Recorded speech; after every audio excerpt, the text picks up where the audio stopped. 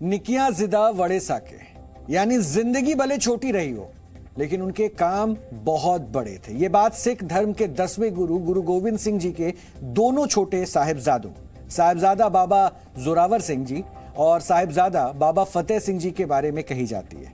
दोनों ने बेहद छोटी सी उम्र में धर्म की रक्षा के लिए आज ही के दिन वर्ष 1704 में शहादत दी थी। यानी आज दोनों साहिबजादों का शहीदी दिवस है। शहादत के समय साहिबजादा बाबा जोरावर सिंह जी की उम्र केवल 9 वर्ष थी और साहिबजादा बाबा फतेह सिंह जी मात्र 6 वर्ष के थे। 5 सदी पहले से लेकर आज तक इतनी छोटी सी उम्र में ऐसी वीरता, ऐसा जज्बा और बलिदान की ऐसी मिसाल इतिहास में दुर्लभ है। इसलिए साहिबजादा बाबा जोरावर सिंह और साहिबजादा बाबा फतेह सिंह की शहादत को याद करने के लिए, उन्हें सम्मान देने के लिए आज यानी कि 26 दिसंबर को वीर बाल दिवस के तौर पर मनाया जा रहा है। दिल्ली के मेजर ध्यानचंद राष्ट्रीय स्टेडियम में प्रधानमंत्री नरेंद्र मोदी ने वीर बाल दिवस पर आयोजित कार्यक्रम में शिरकत की और साहिबजादों की वीरता, उनके अदम्य साहस, शौर्य और बलिदान को नमन किया। प्रधानमंत्री नरेंद्र मोदी ने कहा कि वीर बाल दिवस हमें बताएगा कि भारत क्या है, भारत की पहचान क्या है। देश पहला वीर बाल दिवस मना रहा है, जिस दिन को, जिस बलिदान को हम पीढ़ियों से याद करते आए हैं, आज एक राष्ट्र के रूप में उसे एकजुट नमन करने के लिए एक नई शुरुआत हुई है। शहीदी सप्ताह और ये वीर बाल दिवस हमारी सिख परंपरा के लिए भावों से भरा जरूर है, लेकिन इससे आकाश जैसी अनंत प्रेरणाएं भी जुड़ी है। वीर बाल दिवस हमें याद दिलाएगा कि शौर्य की पराकाष्ठा के समय कम आयु मायने नहीं रखती। वीर बाल दिवस हमें याद दिलाएगा कि 10 गुरुओं का योगदान क्या है, देश के स्वाभिमान के लिए सिख परंपरा का बलिदान क्या है। वीर बाल दिवस हमें बताएगा कि भारत क्या है, भारत की पहचान क्या है। हर साल वीर बाल दिवस का ये पुण्य अवसर हमें अपने अतीत को पहचानने और आने वाले भविष्य का निर्माण करने की प्रेरणा देगा। जिस उम्र में बच्चों का मन सिर्फ खेलकूद में ही रमता है, उसी उम्र में गुरु गोविंद सिंह जी के दोनों साहिबजादों ने धर्म की रक्षा के लिए अपना जीवन बचाने के बजाय अपने प्राणों का सर्वोच्च बलिदान देना ज्यादा बेहतर समझा। भारत की युवा पीढ़ी का सामर्थ्य क्या है, भारत की युवा पीढ़ी ने कैसे अतीत में देश की रक्षा की है, मानवता के कितने घोर प्रघोर अंधकारों से हमारी युवा पीढ़ी ने भारत को बाहर निकाला है। वीर बाल दिवस आने वाले दशकों और सदियों के लिए ये उद्घोष करेगा। मैं आज इस अवसर पर वीर साहिबजादों के चरणों में नमन करते हुए उन्हें कृतज्ञ श्रद्धांजलि अर्पित करता हूं। इसे मैं अपनी सरकार का सौभाग्य मानता हूं कि उसे आज 26 दिसंबर के दिन को वीर बाल दिवस के तौर पर घोषित करने का मौका मिला। मैं पिता दशमेध गुरु गोविंद सिंह जी और सभी गुरुओं के चरणों में भी भक्ति भाव से प्रणाम करता हूं। मैं मातृशक्ति की प्रतीक माता गुजरी के चरणों में भी अपना शीश झुकाता हूं। प्रधानमंत्री नरेंद्र मोदी ने इसी वर्ष 9 जनवरी 2022 को सिख धर्म के 10वें गुरु गुरु गोविंद सिंह जी के प्रकाश पर्व के अवसर पर नरेंद्र मोदी ने प्रत्येक वर्ष 26 दिसंबर के दिन को वीर बाल दिवस के तौर पर मनाने की घोषणा की थी और उन्होंने लिखा था कि वीर बाल दिवस उसी दिन मनाया जाएगा जिस दिन साहिबजादा बाबा जोरावर सिंह जी और साहिबजादा बाबा फतेह सिंह जी ने शहादत दी थी। इन दोनों महापुरुषों ने धर्म के महान सिद्धांतों से विचलित होने की बजाय मृत्यु को प्राथमिकता दी। ये साहिबजादों की वीरता के लिए सच्ची श्रद्धांजलि है।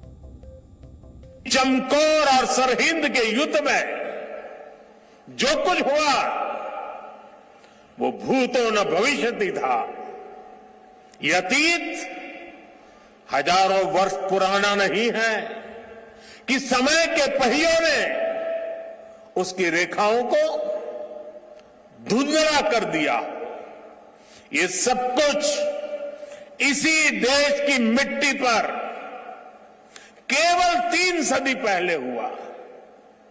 एक और धार्मिक कट्टरता और उस कट्टरता में अंधी इतनी बड़ी मुगल सल्तनत, दूसरी ओर ज्ञान और तपस्या में तपे हुए हमारे गुरु, भारत के प्राचीन मानवीय मूल्यों को जीने वाली परंपरा, एक और आतंक की पराकाष्ठा, तो दूसरी ओर अध्यात्म का शीर्ष, एक और मजहबी उन्माद, तो दूसरी ओर सब में ईश्वर देखने वाली उदारता, और इस सब के बीच एक और लाखों की फौज, और दूसरी ओर अकेले होकर भी निडर खड़े गुरु के वीर साहबजादे। ये वीर साहबजादे किसी धमकी से डरे नहीं, किसी के सामने झुके नहीं। आज पहली बार देश से लेकर विदेश तक दोनों साहिबजादों के शहादत दिवस को वीर बाल दिवस के तौर पर मनाया गया और इस दौरान हजारों लोगों के सामने 300 बाल कीर्तनियों ने शबद कीर्तन किया।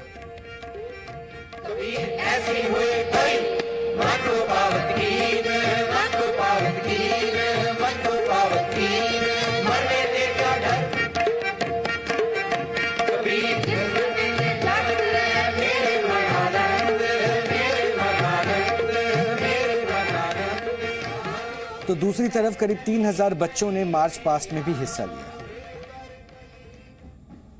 जिसका हो रहा है और माननीय प्रधानमंत्री महोदय अपने श्रद्धा सरकार अर्पित करेंगे और इनको यहां से रवाना करेंगे। आप सबकी गरिमामयी उपस्थिति, हमारे जो एम्बेसीज हैं भारत के बाहर अलग अलग देशों में, वहां भी इसका आयोजन किया जाएगा ताकि साहिबजादों के बलिदान और उनके शहादत के मूल्यों के साथ हम सब जुड़ सकें, जिसका उल्लेख और जिसके लिए प्रेरणा माननीय प्रधानमंत्री महोदय ने अपने उद्बोधन उसके ठीक पीछे चल रहा है और संगीत की स्वर लहरियों के साथ साथ इसमें भक्ति और श्रद्धा का भाव है। सिर्फ इतना ही नहीं, गुरु गोविंद सिंह जी के साहिबजादों को देश के दूसरे हिस्सों में भी श्रद्धांजलि दी गई और उनके सम्मान में कार्यक्रम हुए।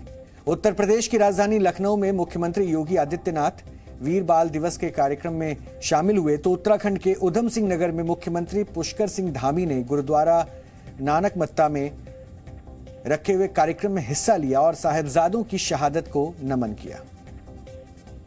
जब गुरु गोविंद सिंह जी महाराज से पूछा गया कि आपके 4 पुत्र शहीद हुए हिंदुस्तान के लिए धर्म की रक्षा करते हुए,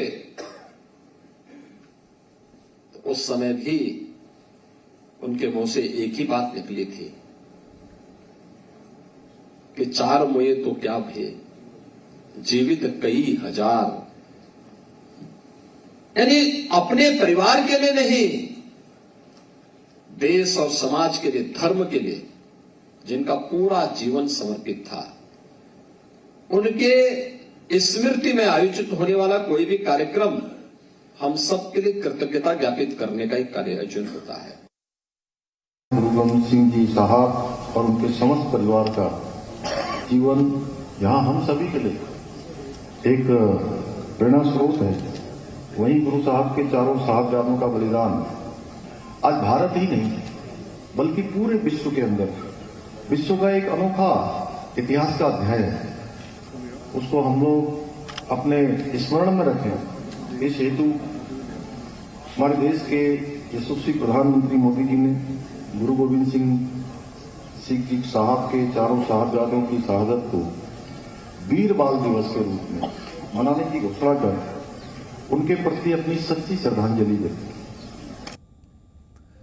मोदी सरकार पर वोटों के लिए भले ही सिख धर्म के लोगों को साधने के आरोप लगते रहे, लेकिन आंकड़े क्या कहते हैं आज आपको यह भी समझना चाहिए।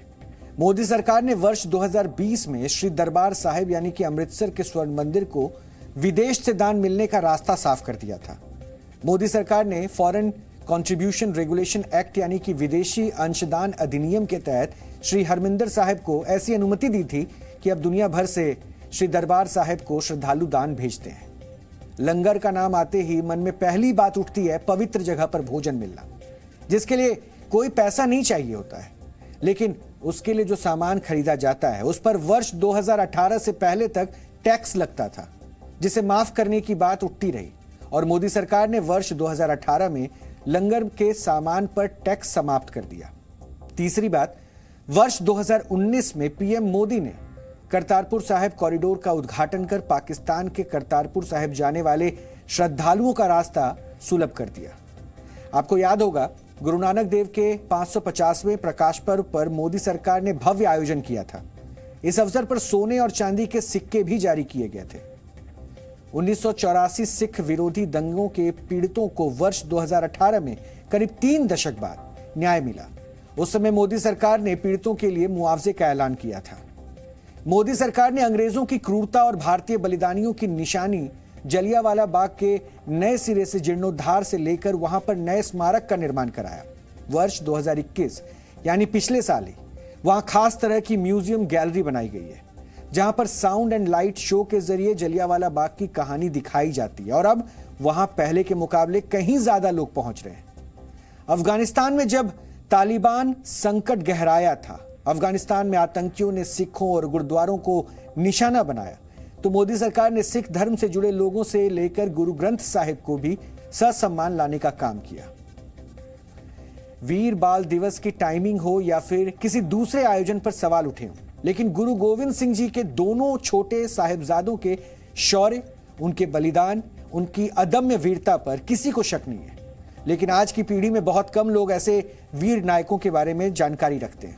आज हमारे बच्चों को डोरेमोन, नोबिता और शिनचैन जैसे कार्टून कैरेक्टर्स के बारे में तो पता होता है, लेकिन साहिबजादा बाबा जोरावर सिंह और साहिबजादा बाबा फतेह सिंह के बारे में उन्हें नहीं पता। हमें अपने इतिहास के इन रियल नन्हे हीरोज के बारे में भी उन्हें बताना चाहिए। आखिर हम ऐसा क्यों कह रहे हैं, इसके पीछे है इतिहास के पन्नों में दर्ज सिख गुरु गोविंद सिंह के दोनों साहिबजादों की वीरता की कहानी। असल में सिख धर्म एक ऐसा धर्म है जिसने हमेशा से धर्म की रक्षा, हिंदुओं की रक्षा और मानवता के सिद्धांत को सबसे ऊपर रखा है। सिख धर्म की स्थापना 15वीं शताब्दी में हुई थी और सिख शब्द की उत्पत्ति संस्कृत के शिष्य शब्द से मानी जाती है। देश के प्रति सिखों के समर्पण को गुरु गोविंद सिंह की गाथा से समझा जा सकता है। गुरु गोविंद सिंह जी ने धर्म की रक्षा और उनकी स्वतंत्रता के लिए अनेकों कुर्बानियां दी। वर्ष 1675 में गुरु तेग बहादुर जी की शहादत के बाद मुगलों और सिख समुदाय के बीच टकराव काफी बढ़ गया था और सिख समुदाय ने एक एक करके संयुक्त पंजाब के कई इलाकों पर कब्जा करना शुरू कर दिया। उस समय मुगल साम्राज्य की गद्दी पर क्रूर औरंगजेब का शासन था। उस दौरान वर्ष 1699 में गुरु गोविंद सिंह जी ने खालसा पंथ की स्थापना की और इस दौरान उन्होंने मुगल शासकों को भी चुनौती दी, जिससे औरंगजेब और ज्यादा क्रोधित हो गया। औरंगजेब गुरु तेग बहादुर जी की तरह उनके सुपुत्र गुरु गोविंद सिंह जी की भी हत्या कर देना चाहता था और इसके लिए उसने वर्ष 1704 में गुरु गोविंद सिंह जी के आनंदपुर किले पर अपने हजारों सैनिकों की फौज भेज दी। हैरानी की बात यह है कि उस समय छोटी रियासतों के नवाब और कुछ राजाओं ने भी औरंगजेब का साथ दिया और गुरु गोविंद सिंह जी के आनंदपुर किले को घेर लिया। काफी प्रयास के बाद भी औरंगजेब की सेना इस किले में दाखिल नहीं हो पाई और उसे 7 महीने तक किले के बाहर रहकर ही इंतजार करना पड़ा। औरंगजेब समझ चुका था कि इस तरह वो कभी गुरु गोविंद सिंह जी तक नहीं पहुंच पाएगा, इसलिए उसने धोखे का रास्ता अपनाया। गुरु गोविंद सिंह जी तक यह संदेश पहुंचाया गया कि अगर वो इस किले को छोड़कर चले जाते हैं तो उन पर और उनके परिवार पर कोई हमला नहीं किया जाएगा और उनके शिष्यों की भी जान बख्श दी जाएगी। औरंगजेब की तरफ से यह भरोसा मिलने के बाद गुरु गोविंद सिंह किले से बाहर निकल आए और दूसरी जगह जाने लगे। लेकिन इसी दौरान औरंगजेब की सेना ने धोखे से उन पर हमला कर दिया और इस दौरान उनके दोनों छोटे बेटे साहिबजादा फतेह सिंह और साहिबजादा जोरावर सिंह को बंदी बना लिया। उन दोनों के अलावा गुरु गोविंद सिंह की माता गुजरी कौर को भी बंदी बना लिया गया। बंदी बनाने के बाद गुरु गोविंद सिंह के दोनों बेटों पर इस्लाम धर्म अपनाने के लिए दबाव बनाया गया। वो दोनों साहिबजादे बेहद छोटे थे, लेकिन उन्होंने इस्लाम धर्म स्वीकार करने से मना कर दिया। इसका परिणाम यह हुआ कि औरंगजेब के अधीन नवाब वजीर खान ने उन्हें दीवार में जिंदा चुनवा दिया और इसके बाद माता गुजरी ने भी अपने प्राण त्याग दिए। सोचिए कितने दिलेर थे गुरु साहिब के दोनों साहिबजादे, जिनकी उम्र सिर्फ 6 वर्ष और 9 वर्ष थी, लेकिन अपनी निडरता के आगे उन्होंने पूरी दुनिया के सामने मिसाल पेश कर दी। भारत के ऐसे वीरों को, अमिट बलिदानियों को हमें भी नमन करना है।